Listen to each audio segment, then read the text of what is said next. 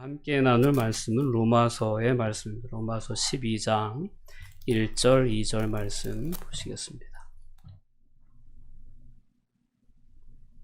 네, 우리 천천히 합독하도록 하겠습니다. 그러므로 형제들아, 내가 하나님의 모든 자비하심으로 너희를 권하노니 너희 몸을 하나님이 기뻐하시는 거룩한 산 제물로 드리라. 이는 너희가 드릴 영적 예배니라. 너희는 이 세대를 본받지 말고 오직 마음을 새롭게 함으로 변화를 받아 하나님의 선하시고 기뻐하시고 온전하신 뜻이 무엇인지 분별하도록 하라. 아멘. 네, 오늘은 영적 예배에 대해서 우리 함께 은혜를 나누려고 합니다. 오늘 본문에 영적 예배라고 번역된 이 번역을 좀 새롭게 이렇게 얘기해 본다면 합당한 예배, 그리고 예배다운 예배, 그런 의미가 이 영적 예배에 담겨져 있는 의미입니다. 유찬이 왔네? 안녕? 유찬아, 저쪽 가면 어린이 예배 드려. 한번 가봐. 혼자는 하지 마. 네, 영적 예배는 이렇게 합당한 예배, 그리고 예배다운 예배, 그런 의미를 가지고 있습니다. 우리가 이렇게 공적 예배를 드리기가 상당히 힘들지 않았습니까? 한 2달여 동안 공적 예배를 함께 모이지 못했었는데, 그만큼 공적 예배는 교회에게 있어서 정말 중요한 예배죠. 중요한 예배인데, 이보다 더 중요한 예배가 있다면 이 공적 예배와 이어지는 삶의 예배입니다.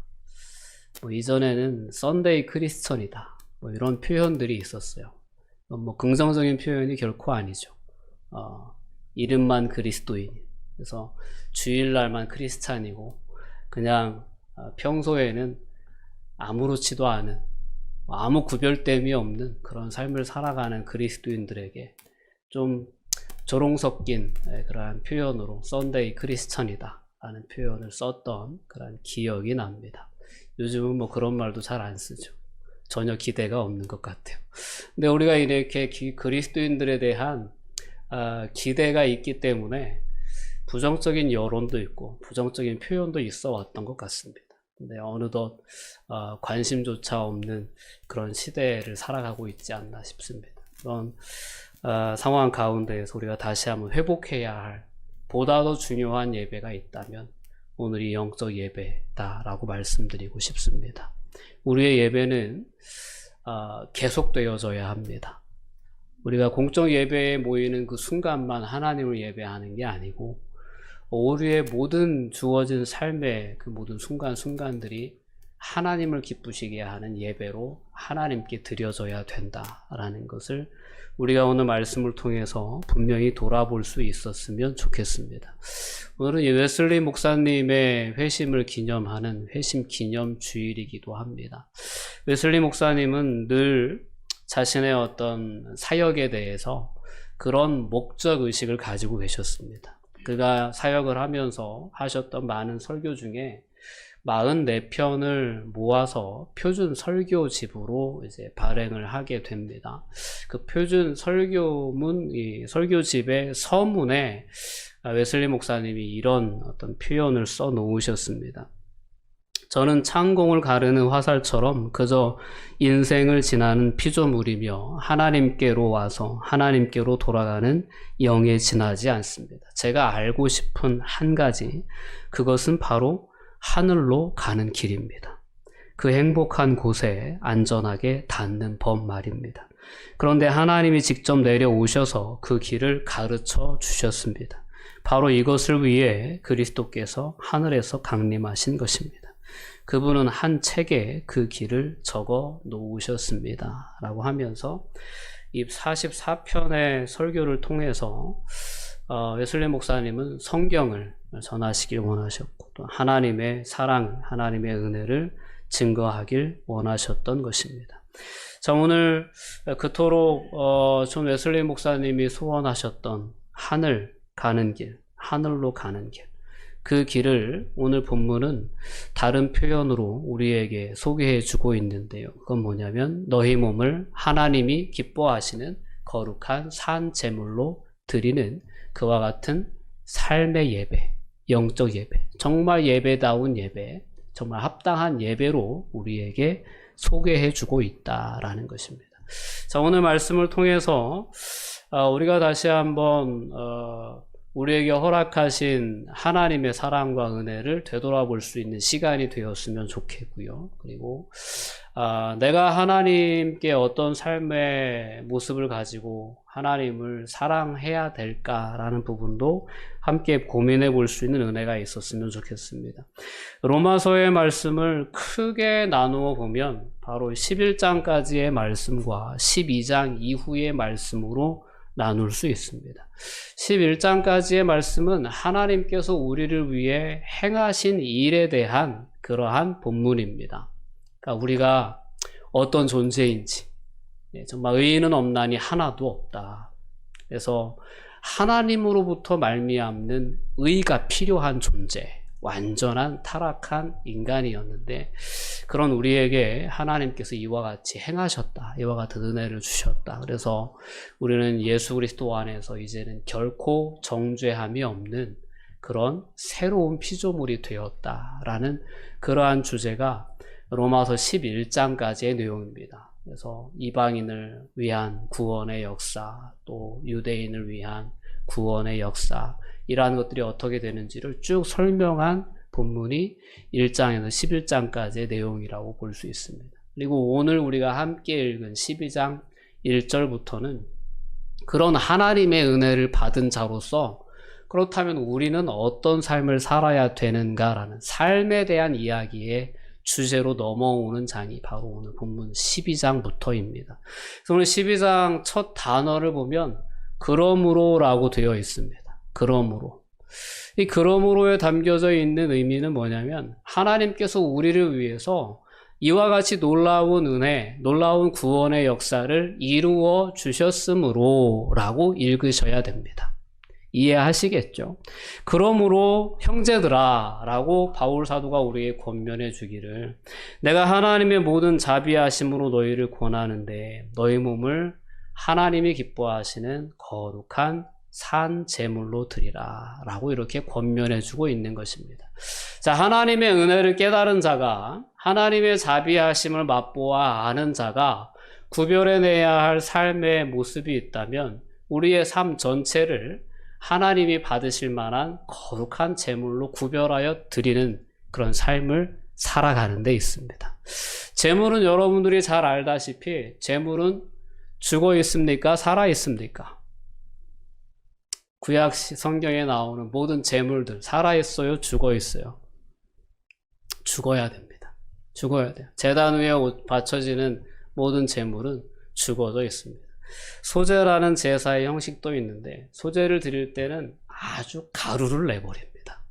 아주 미세한 가루로 빻아서 체에 걸러서 고운 가루로 떡을 만들어서 소제를 드려야 됩니다. 그만큼 깨어짐, 죽어짐의 의미가 있는 것이 제물의 기본적인 내용이에요. 근데 오늘 본문은 그런 어떤 구약의 제물과는 조금 다른 제물이에요. 살아있는 제물이에요. 살아있는 제물. 좀 징그럽지 않습니까? 제물이라고 얘기하니까. 근데 이 제물에 담겨져 있는 그러한 의미는 우리의 삶을 의미하는 것입니다. 너무 이렇게 단어적으로 우리의 몸을, 우리의 육체를 제물로 드려? 라고 이렇게 이해하시면 큰 오해가 있을 수밖에 없습니다. 근데 우리의 모든 전체의 삶을 우리는 하나님께 드려야 됩니다. 또한 제물이 죽어서 바쳐진다는 것을 우리가 다른 의미로 생각해 보면 우리의 삶이 그렇습니다. 이제는 내 의지대로, 내 뜻대로, 내 주관대로 사는 삶이 아니라 나는 죽고 예수로 사는 삶이 모든 그리스도인의 삶이라는 것을 기억해 볼 때 이 제물은 죽어진 제물이 또한 분명합니다. 저와 여러분은 예수 안에서 예수 그리스도의 십자가 안에서 함께 죽었고 예수 그리스도의 부활과 함께 살아있는 예수로 죽고 예수로 산 인생이라는 사실을 또한 분명히 우리가 부인해서는 안 됩니다. 우리는 이러한 하나님께서 기뻐 받으실 살아있는 제물로서 우리의 삶이 하나님께 드려진 그리스도인들이라는 사실을 분명히 기억하고 세상을 살아갈 수 있어야 합니다. 그럴 때 우리가 합당한 예배를 하나님 앞에 드릴 수 있게 되는 줄 믿습니다. 자, 그렇다면 가장 먼저 우리가 생각해 봐야 할 것은 무엇이냐면, 그렇게 하나님께서 기쁨으로 받으실 만한 산 제물은 도대체 무엇을 의미하는 것이냐? 그것은 바로 거룩한 삶이다 라고 말씀드릴 수 있습니다. 거룩한 삶이야말로 하나님께서 기쁘게 받으실 수 있는 산 제물이다 라는 거죠. 하나님은 우리의 삶이 거룩하기를 기대하십니다. 오늘 우리가 이제 본문 말씀을 함께 읽었지만 오늘 본문 1절 말씀에도 분명히 나와 있죠. 하나님이 기뻐하시는 거룩한 산 제물로 드리라. 제물에 대해 제물을 수식하는 형용사가 두 개 있는, 하나는 살아있는 거고 그리고 하나는 거룩하다라는 것입니다. 이 제물에 대한 말씀이 이제 레위기에 많이 나와 있는, 레위기 말씀을 몇 구절 읽어드리면 레위기 20장 26절 말씀에 이런 표현이 있어요. 너희는 나에게 거룩할지어다 라는 거죠. 하나님은 이스라엘 백성들을 부르셨어요. 특별히 선택하셨죠. 그들에게 말씀하시기를 너희는 나에게 거룩한 존재가 되어야 된다라는 것이 하나님의 기대였고 하나님의 뜻이었다라는 겁니다. 내가 너희를 나의 소유로 삼으려고 너희를 만민 중에서 구별하였기 때문이다 라고 말씀하시면서 너희는 나에게 거룩한 존재가 되어야 된다라는 거죠. 그 제물을 하나님께 구별하여 드릴 때에도 하나님은 그 모든 제물이 거룩해야 된다라는 전제 조건을 다루셨어요. 너희들 내 앞에 특별히 구별된 존재로, 거룩한 존재로 서야 되는데 그러기 위해서 제사가 필요하다. 제물이 필요하다. 이 제물을 거룩하게 구별하여 나에게 나아오면서 너희의 삶을 돌아볼 수 있기를 바란다라는 거죠. 하나님께서 제사법을 명령하시면서 이스라엘 백성들에게 기대하셨던 그러한 본질적인 내용입니다. 제물을 거룩하게 구별하면서 제물만 거룩하게 구별하는 것으로 끝나지 말고 너희의 삶이 내 앞에 거룩한 존재라는 것을 기억했으면 좋겠다라는 것이 예배에 담겨져 있는 하나님의 진정한 의미였어요. 내용이었어요. 너희가 이 제물을 아주 의미 없고 깨끗한 걸로, 정결한 걸로 하나님 앞에 구별하면서 너희 삶을 그렇게 구별했으면 좋겠다라는 거죠. 자, 이것이 제사에 담겨져 있는 하나님의 마음이었습니다. 하나님께서 오늘 이 로마서의 말씀을 통해서 바울 사도를 통해 우리에게 주시는 권면도 그러한 본질적인 의미가 담겨져 있는 똑같은 의미의 제사에 대해서 우리에게 말씀해 주고 있는 것이다라는 것을 우리가 분명히 깨달을 수 있어야 합니다. 제물은 거룩해야 합니다. 그리고 제사를 드리는 자도 거룩해야 합니다. 저와 여러분들이 오늘 공적 예배에 함께 참석해서 함께 하나님을 예배하고 있습니다. 누구도 이 자리에서 거룩하지 않은 모습을 드러내려고 하지 않습니다. 보는 시선도 있고 또 우리의 믿음의 고리가 하나님 앞에 내가 예배한다고 생각하기 때문에 교회에 나와서 우리가 죄를 지을 생각을 하지 않을 거예요. 정상적인 그리스도인이라면. 근데 어떻습니까? 삶의 현장에 나가서는 어떻습니까? 좀 그 부분이 해이해집니다. 해이해져요. 그거 없지 않아 있습니다. 근데 오늘 우리가 다시 한번 이 거룩함의 주제가 이 공적 예배의 순간뿐만 아니라 나의 삶의 현장으로까지 이어져야 된다는 것을, 그것을 하나님이 우리에게 기대하신다는 것을 우리가 분명히 깨닫고 붙잡을 수 있었으면 좋겠습니다. 자, 거룩한 삶을 살아내는 데 있어서 가장 필요한 것은 기준입니다. 기준. 도대체 거룩한 삶의 기준이 어디에 있어야 되냐? 그 기준은 다름 아닌 하나님의 율법에 있습니다. 하나님의 법이죠. 하나님의 뜻, 하나님의 말씀에 그 거룩함의 기준이 있다는 것을 또한 우리는 분명히 기억해야 합니다. 그렇기 때문에 우리가 늘 왜 말씀 중심의 삶을 살아야 된다라는 말씀을 그렇게 강조해 드리냐면 기준이 분명해야죠. 다 자기 자신이 기준이 되어서 이 정도면 거룩하지 이 정도면 깨끗하지, 이 정도면 괜찮지라는 것은 옳지 않다라는 거예요. 모든 기준은 하나님의 말씀에 있어야 합니다. 그래서 율법, 기록된 말씀인 말씀대로 따라 사는 사람이 거룩한 삶을 살아내는 사람들이고, 그 거룩한 삶이 오늘 본문에서 표현되어져 있는 산 제물로 하나님을 기쁘시게 할 수 있다라는 것입니다. 자, 마태복음 22장 37절 이하에 보면 한 율법사가 예수님께 나와봐서 예수님께 한 가지 질문을 합니다. 예수님, 율법에 많은 계명들이 있는데 그 중에서 가장 중요한 건 무엇입니까? 라고 물었습니다. 예수님께서 거기에 뭐라고 대답하셨죠? 첫 번째, 뭐였어요? 간단하게 요약해서 말씀해 보세요. 누구를 사랑하라고요? 하나님을 사랑하라 라고 말씀하셨죠. 먼저는 하나님을 사랑하라는 거예요. 자, 내 마음을 다하고 목숨을 다하고 뜻을 다하여 주 너의 하나님을 사랑하라 하셨으니 이것이 크고 첫째 되는 계명이다 라고 말씀하셨어요. 그리고 두 번째는 뭐예요? 대답해 보세요. 잘 아시잖아요. 모르는 척 그렇게 가만히 계세요. 두 번째도 그와 같으니 내 이웃을 내 자신같이 사랑하라 하셨으니 이 두 계명이 온 율법과 선지자의 강령이니라 라고 예수님께서 분명하게 대답해 주셨습니다. 율법에 담겨져 있는 하나님의 분명한 뜻은 하나님 사랑과 이웃 사랑입니다. 우리가 잘 알고 있는 것처럼 그렇습니다. 하나님의 뜻은 이에서 벗어나지 않습니다. 우리가 하나님을 기쁘시게 해드리는 삶, 즉 하나님 앞에 거룩한 삶을 살아감으로 우리의 삶을 하나님이 기뻐 받으시는 산제물로 드려야 된다라는 그러한 말씀을 우리가 알고 있어요. 그렇다면 그 삶의 기준, 근거는 무엇이냐? 율법, 즉 기록된 말씀인데 그 율법의 가장 기본적인 내용은 하나님 사랑, 이웃 사랑에 있다라는 것입니다. 여러분 다시 한번 거룩한 영적 예배에 대한 깨달음과 도전이 오늘 말씀을 통해 여러분들에게 있었으면 좋겠습니다.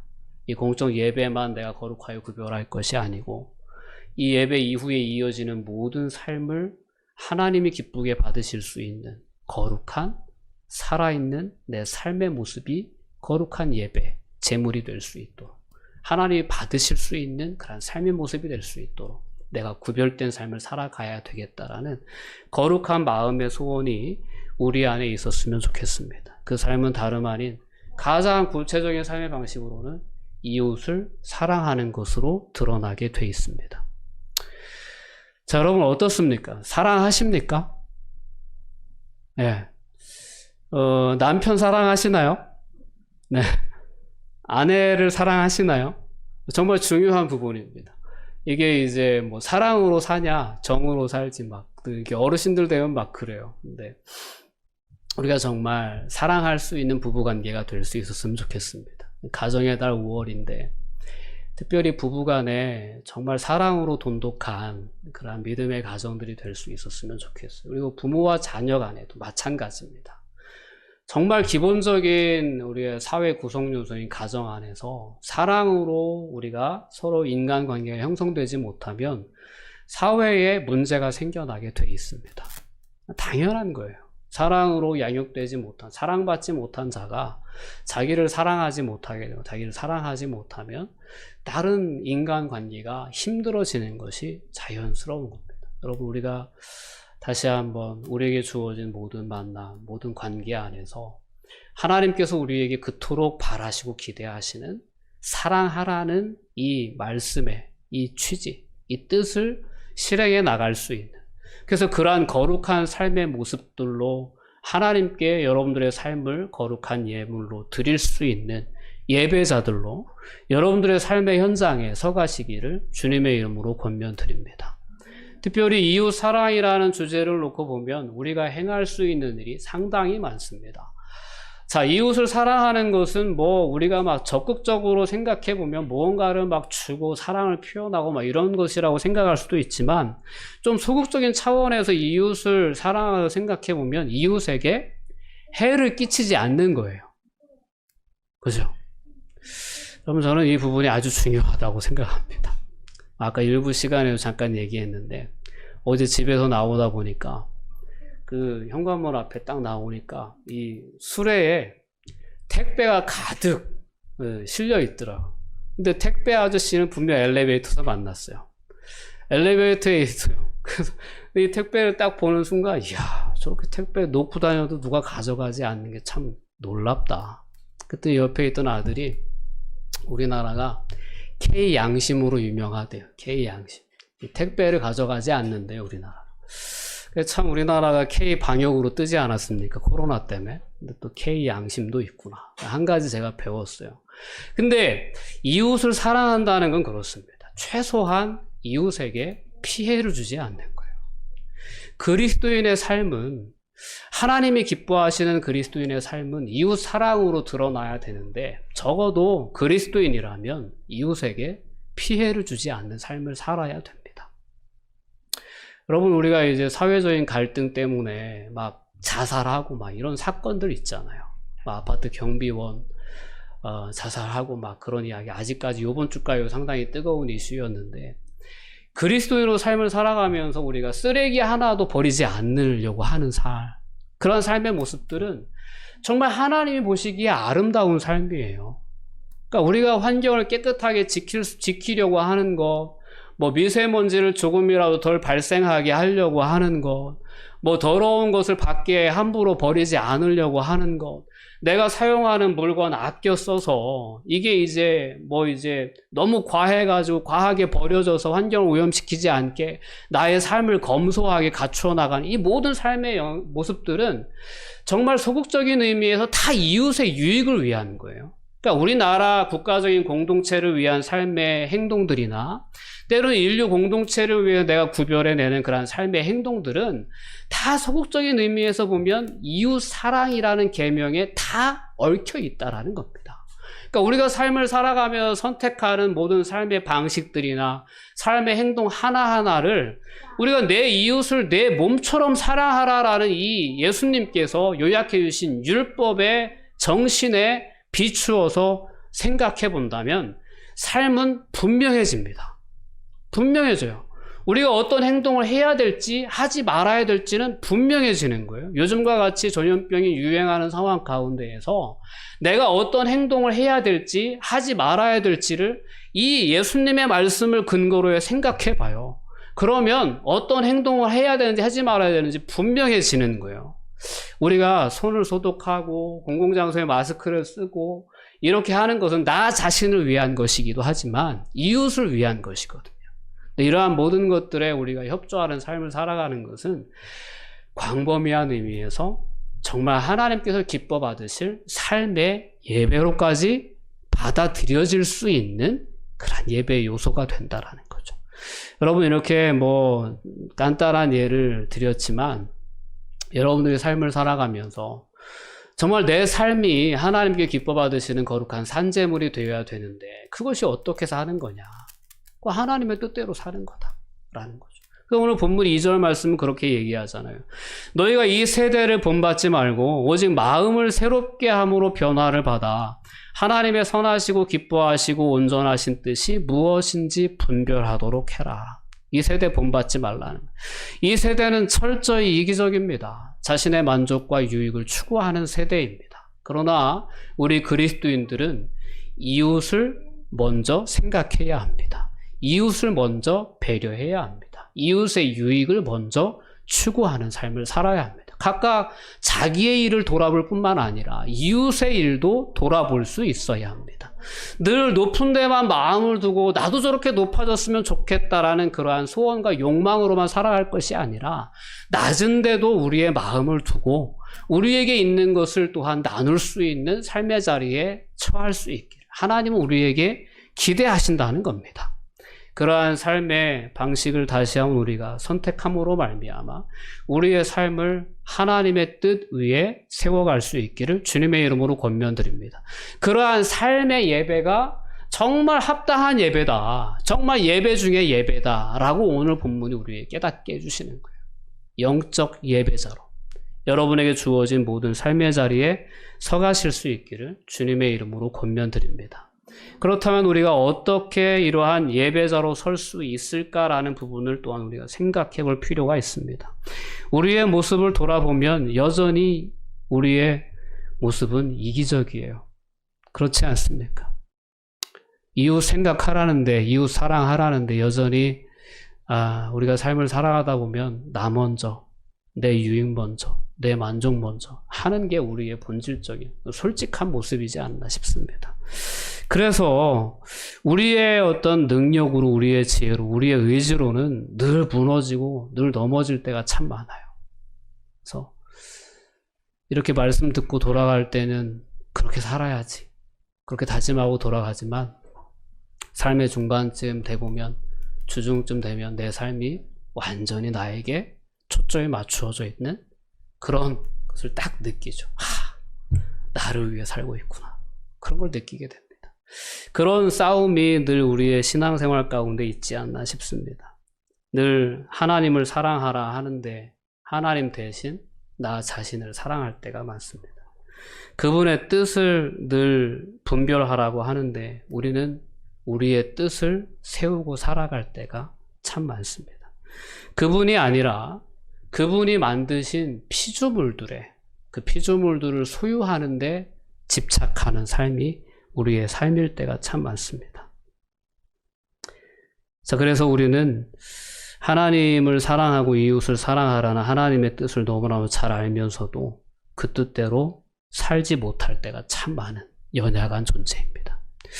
오늘 본문의 말씀은 우리에게 그런 상황 가운데에서 하나님의 모든 자비하심이라는 단어 아래로 우리를 초대해 주고 있습니다.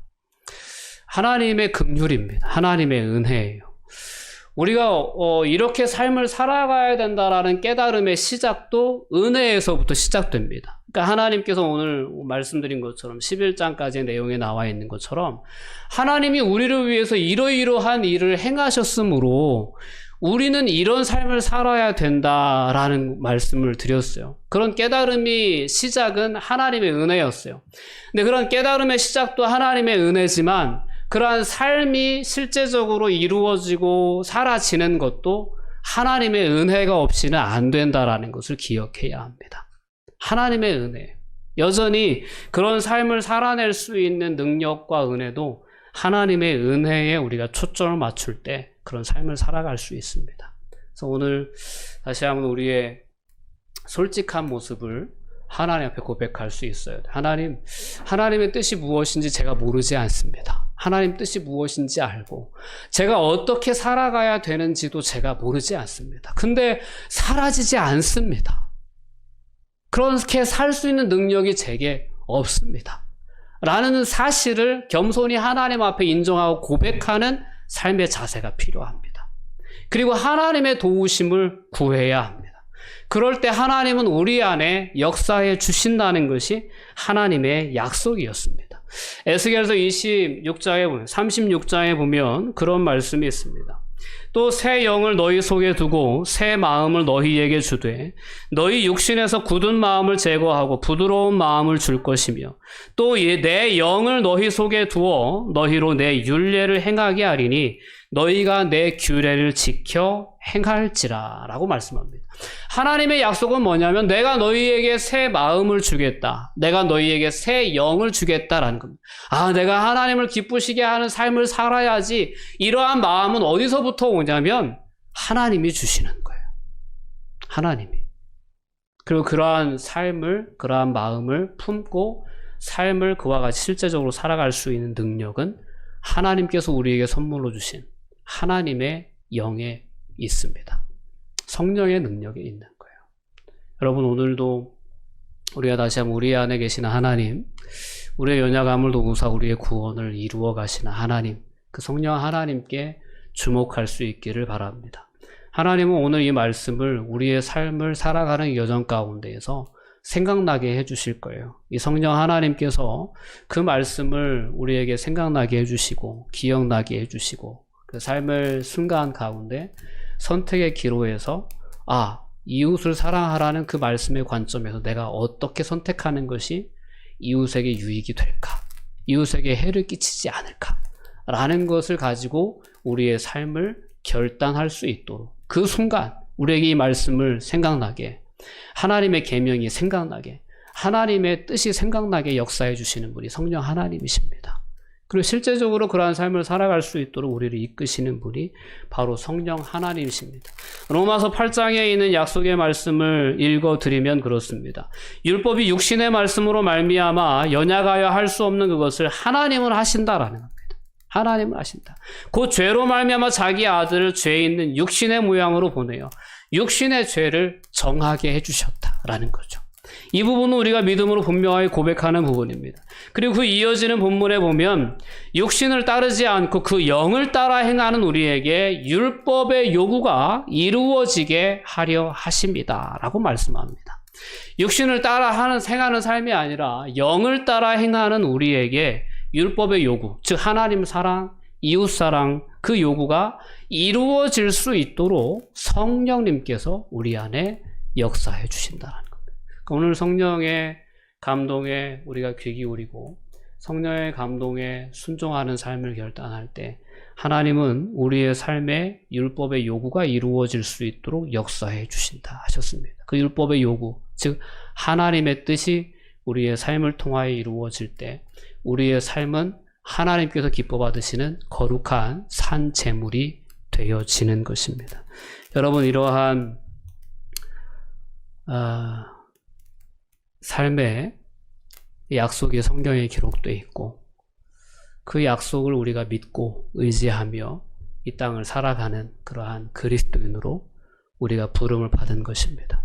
저와 여러분이 다시 한번 이 공적 예배의 자리에서 우리의 삶의 예배의 주제를 우리가 다시 한번 마음에 품고 영적 예배를 드리는 예배자로 서기로 결단할 수 있는 은혜가 우리 모두에게 있었으면 좋겠습니다. 그리고 그 예배자로 서기를 우리가 간절히 소망하며 나아갈 때 특별히 우리 안에 지금도 함께 하신 우리 연약함을 도우시는 성령 하나님의 감동과 그분의 도우심을 힘입어 그런 삶을 살아가고자 하는 겸손한 삶의 자세 또한 있어야 될 줄 믿습니다. 내가 할 수 있어.